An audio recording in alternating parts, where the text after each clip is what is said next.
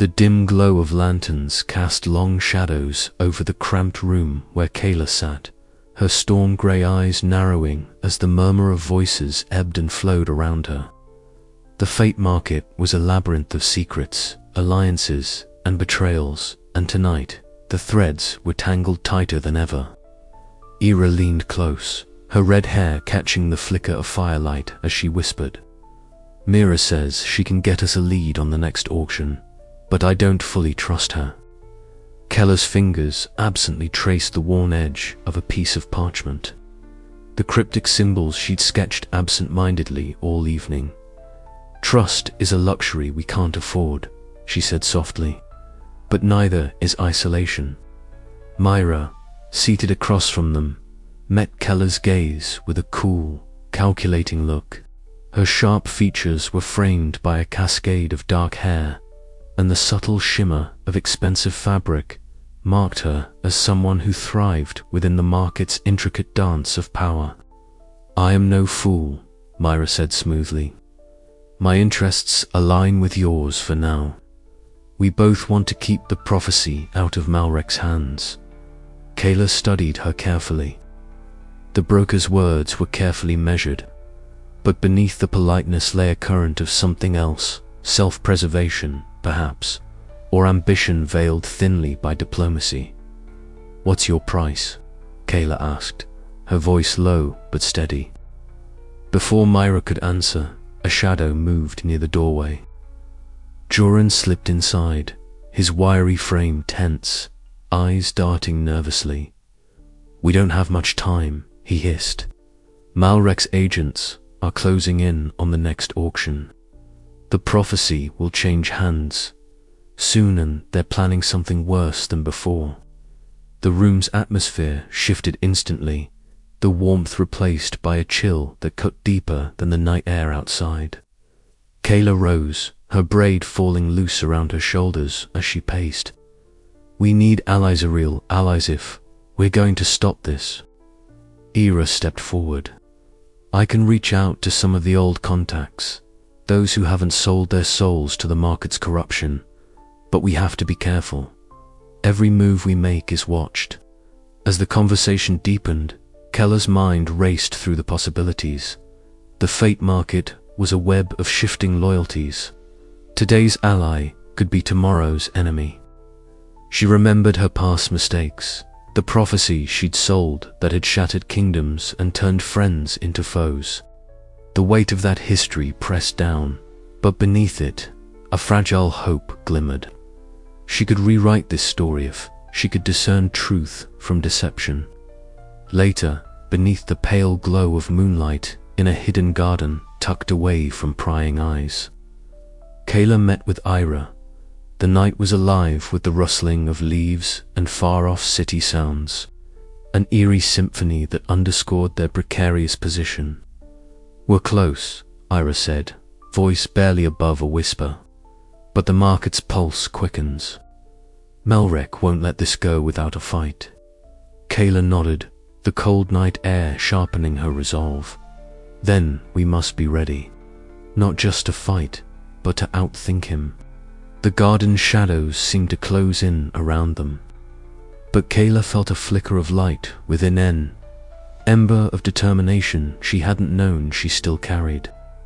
The road ahead was perilous, tangled with deception and danger, but she was no longer the broken oracle she once was. The fate of the prophecy, and perhaps the world itself, depended on her ability to navigate this treacherous path. As dawn approached, Keller's thoughts turned to the fragile alliances she'd forged and the enemies lurking in the shadows. Trust would be her greatest weapon and her greatest risk. The coming days would test everything she believed about fate, loyalty, and her own capacity for redemption. And when the moment came, she would have to face the truth that sometimes the only way to save the future was to embrace the uncertainty of the present. The market's game was far from over. The dance of shadows and light continued, and Kayla was ready to stake everything on the next move. The candle's dim glow flickered against the cracked walls of the small chamber, casting dancing shadows that seemed to mimic the turmoil within me. Storm-grey eyes traced the cryptic symbols. I absent-mindedly sketched onto the worn parchment before each curve and line a silent echo of the futures I once claimed to see, now tangled in regret and silence. The weight of my past mistakes pressed heavily on my chest, a relentless reminder of the prophecy I sold that shattered kingdoms and fractured lives. For so long, I had worn my guilt like a shackle, binding me to a despair I thought inescapable.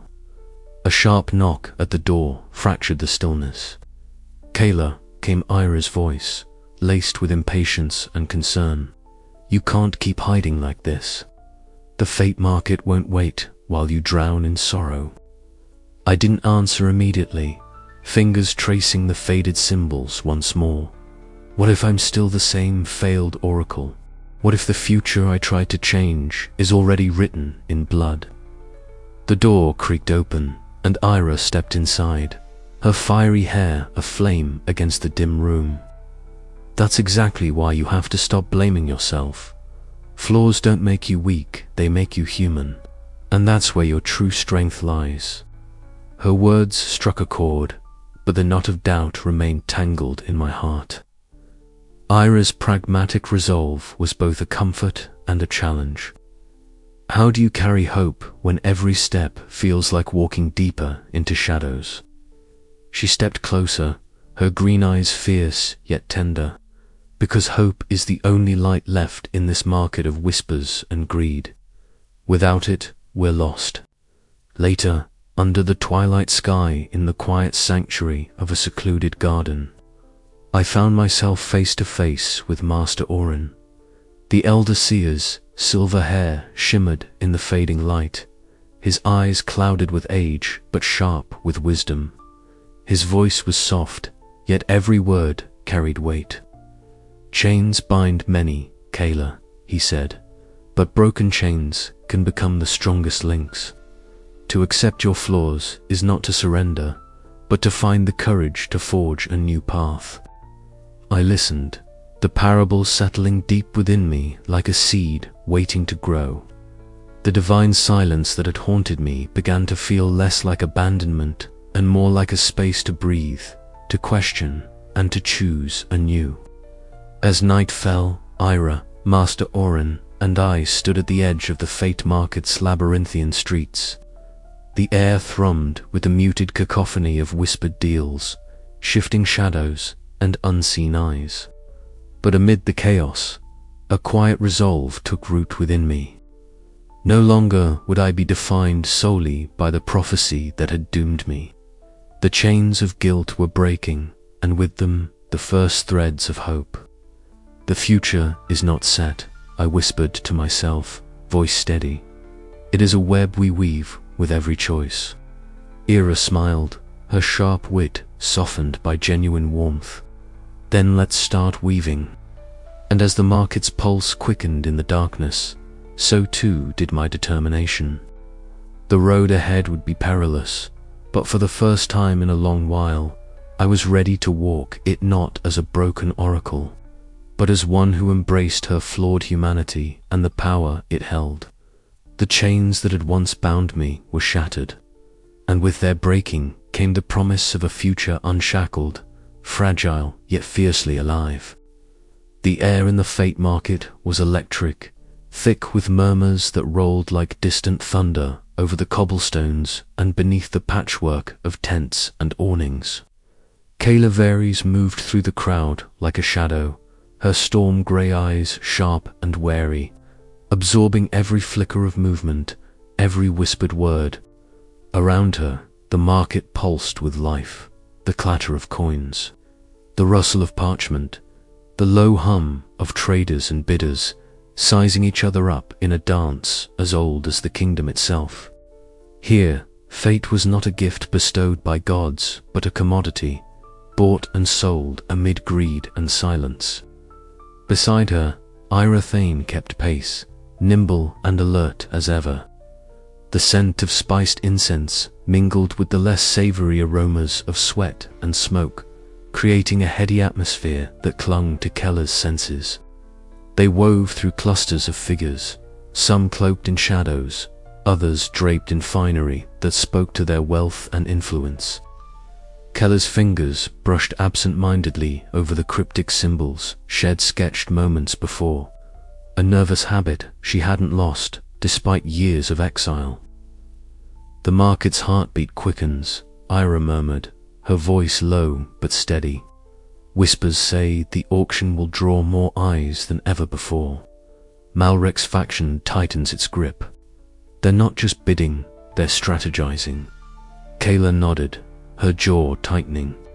The prophecy she once sold, the one that had shattered her life and sparked the war, was again the prize at the center of this maelstrom. Its power was a double-edged sword, and she knew the cost of losing it to those who sought to bend fate to their will.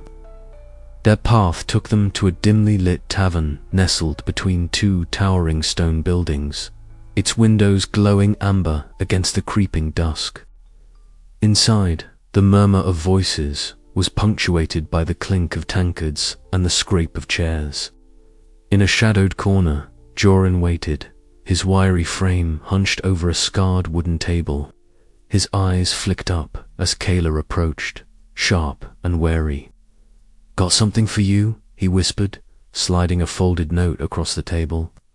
The paper was thin, almost translucent, but the ink was bold and clear, details of the auction's timing and the key players involved. "Malrek's men are moving faster than we thought. The council's turning a blind eye."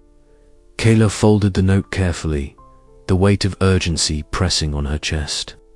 "We'll need every advantage," she said, voice tight with resolve. "Thank you, Joran." Outside, the market's shadows deepened, and Keller's thoughts turned to Myra, the prophecy broker who balanced profit and conscience with a delicate grace. Later that evening, beneath flickering lanterns, swaying in the gentle night breeze, Myra met with shadowy figures whose faces were obscured by hoods and veils. Her conversation was a dance of subtlety and steel, her words weaving trust and suspicion in equal measure. Kayla watched from a distance, noting the tension in Myra's posture and the careful calculation in every phrase. "The market's pulse is quickening," Myra confided quietly when they met later. "There's a storm coming, Kayla. We'll need to be sharper than ever." Keller's gaze drifted upward as she climbed to a rooftop overlooking the sprawling market below. The last light of day painted the tents and stalls in fiery shades of orange and crimson, casting long shadows that seemed to stretch and twist like living things. The hum of the crowd rose faintly, a distant symphony of anticipation and dread. Alone with the wind whispering through her loose braid, Kayla steadied her breath. The prophecy was out there, pulsing with peril and promise. The threads of fate stretched taut, threatening to snap or bind forever. But she would not let her story end in silence or despair, not this time. As the shadows lengthened and the first stars blinked awake, Kayla felt the weight of the moment settle deep within her bones. The market's pulse was hers to feel, to follow, and to challenge. The coming days would test every ounce of her intuition, courage, and hope. And when the auction bell rang, the world itself might hold its breath. But whatever the cost, Kayla Varys was ready to face the storm. The low murmur of voices and the scent of damp wood filled the cramped tavern backroom where Kayla sat hunched over a spread of faded parchments and hastily scrawled notes. Her storm-grey eyes, usually so penetrating, now flickered with the uncertain light of a single candle, its flame trembling in the draught that slipped through the cracked window. Around her, the shadows danced, as if alive with secrets waiting to be unearthed. Ira leaned in beside her, the fiery strands of her hair catching the candlelight, her sharp green eyes scanning the same documents with a mix of frustration and urgency. "They're not just stirring unrest," she whispered, voice taut. "This is deliberate. Someone's weaving a story to turn the city against us, against all seers." Keller's fingers traced a sequence of symbols and coded phrases, the meaning slowly crystallizing in her mind. "It's a campaign," she said softly, the weight of the realization pressing down like a suffocating fog. "Fear-mongering to fracture trust in prophecy, to make seers into scapegoats. If this spreads, it will cripple any chance we have to reclaim the prophesy and perhaps more." Outside, the city's heartbeat pulsed faintly through the walls, a mixture of clanging smithies' distant shouts and the ever-present rustle of the fate markets awakening. The market itself was a sprawling beast, a labyrinth of whispered deals and veiled threats, where futures were bought and sold like common coin. But today, the stakes felt higher than ever. Liora straightened, her jaw set. "We need to find who's behind this, Kayla. If we don't, the public will turn completely, and Malrek's faction will have free reign." Kayla nodded, the old guilt tightening her chest, but tempered by a fragile hope. "We start with Joe. He's still plugged into the market's undercurrents." Later that day, they slipped into a narrow alley thick with the stench of refuse and the chatter of merchants hawking late wares. Joran emerged from the shadows, his ragged cloak blending seamlessly with the grimy walls. His eyes darted nervously between the two women, the weight of past debts and old loyalties hanging in the air. "You asked for news," he muttered, glancing over his shoulder before pulling Kayla aside. "There's talk. Not just from traders, but from people who've never cared about prophecy before. They're afraid, scared of seers turning fate against them. It's been pushed hard. By who?" Ira's voice cut through the dimness. Joran hesitated, swallowing hard. No clear face yet, but the whispers trace back to a faction within the market, one that thrives on chaos and control. They're planting stories, stirring riots in the districts. Keller's mind raced. Every step she took seemed to pull her deeper into a web woven with greed and fear. "We have to stop this before it ignites. The people need to remember that prophecy isn't a weapon, it's a guide." Their next move led them to the marble-paneled auction hall, a place where wealth and ambition mingled beneath glittering chandeliers. Here, Myra waited her poised elegance, a stark contrast to the grime of the streets. The broker's sharp eyes flickered with cautious calculation as Kayla approached. "I hear unsettling things," Kayla said quietly. "Stories designed to turn the city's trust away from seers." Myra's lips pressed into a thin line. "You're not wrong. There are those who profit from chaos, and they sow distrust like seeds in fertile soil. But their reach is vast, and their methods subtle. We need an ally like you," Kayla pressed. "Someone who understands the market's pulse and can help us navigate these treacherous waters."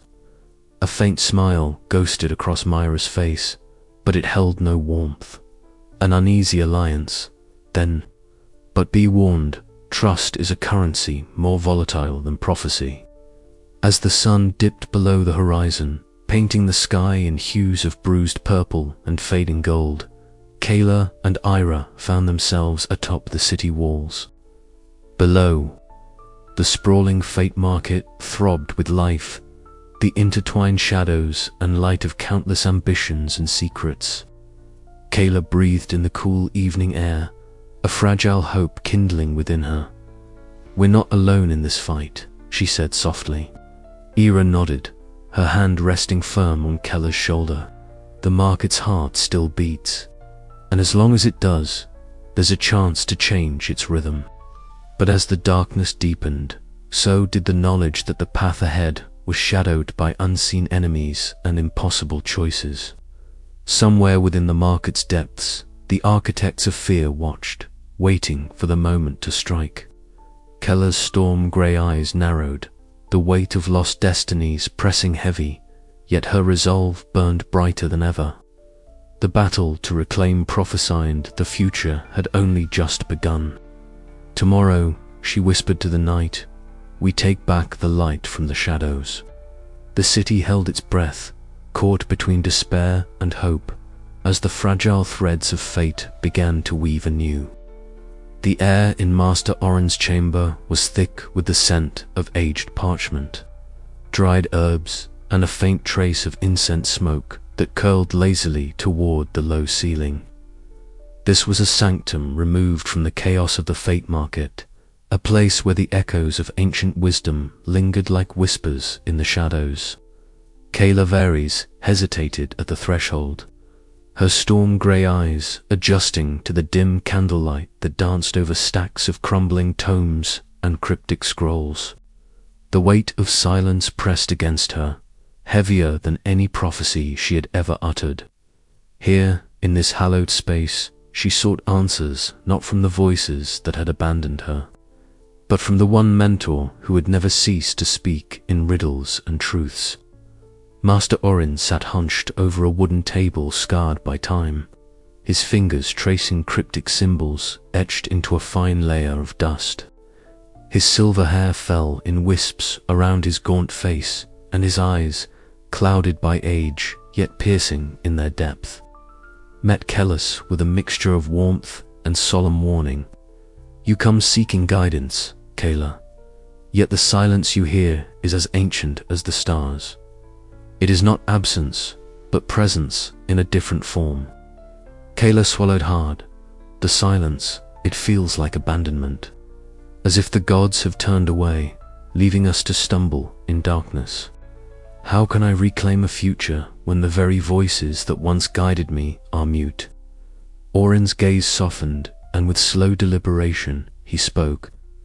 The silence is not a void, but a veil-test woven into the fabric of fate itself. Prophecy is never merely a message delivered. It is a mirror held up to those who seek it. The divine speaks not always in words, but in the spaces between them. The silence demands that we listen differently. He leaned closer, his voice dropping to a whisper that trembled with the weight of countless years. Consider this, Kayla. The future is not a path preordained, but a tapestry ever rewoven by the choices we make. The silence is not the gods' absence, but their invitation to step beyond the written word and forge destiny with our own hands. The room seemed to shrink around her as Kayla absorbed this paradox. The prophecy she had sold, the one that had shattered kingdoms and stained her name, was not merely a curse etched in stone, but a challenge to confront the silence, to wield the uncertainty not as a chain but as a key. Master Orin gestured toward a narrow window where the first pale light of dawn pierced the gloom, casting long, trembling shadows across the floor. You stand at the edge of a new understanding. The silence you dread is the space where free will breathes. It is the crucible in which your true power will be tested. Not the power to foresee, but the courage to choose.